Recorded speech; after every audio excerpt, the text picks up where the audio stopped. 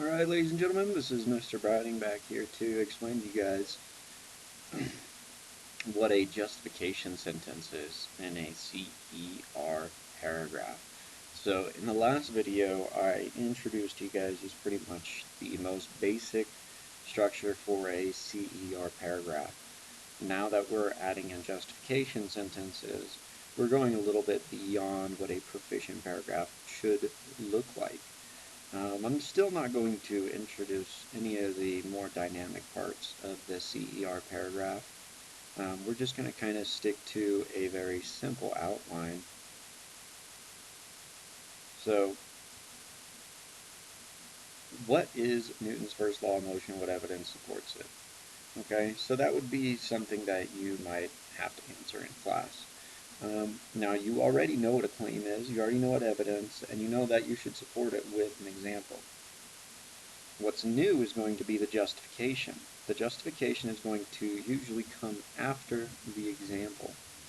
Okay? You're going to give why the evidence actually supports your claim. Okay?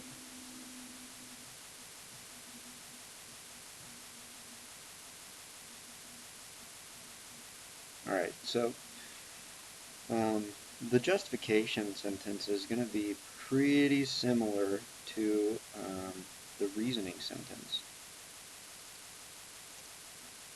The only difference is that the justification is only giving meaning to that single piece of evidence, not giving meaning to your overall idea that you're trying to get across.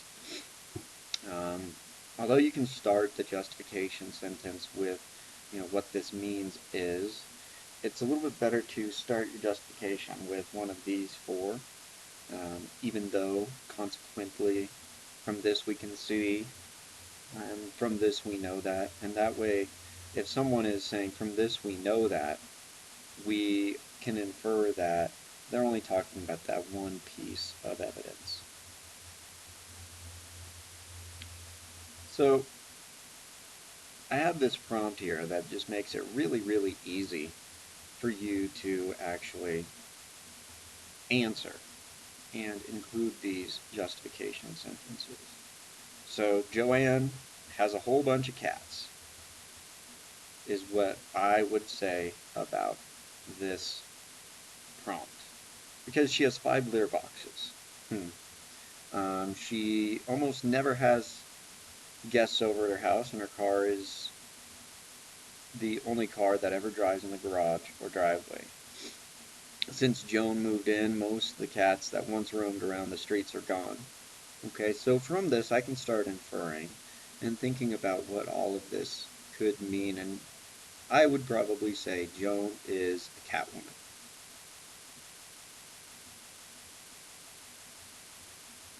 So I make the claim of why you think all of this is happening. Joan is a catwoman and she's taking all these cats right off the street. Okay. Now, what would actually make me think this?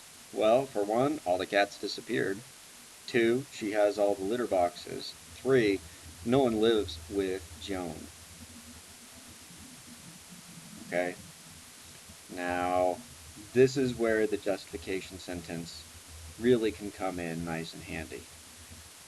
So let's say all the cats are off the streets. All the cats have started disappearing off the streets. For example, the black and yellow cat is now gone. You could say,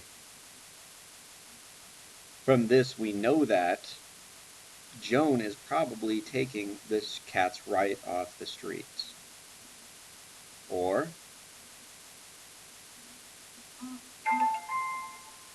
from this we can see that in many cases cat hoarders will take cats right off the streets. Okay.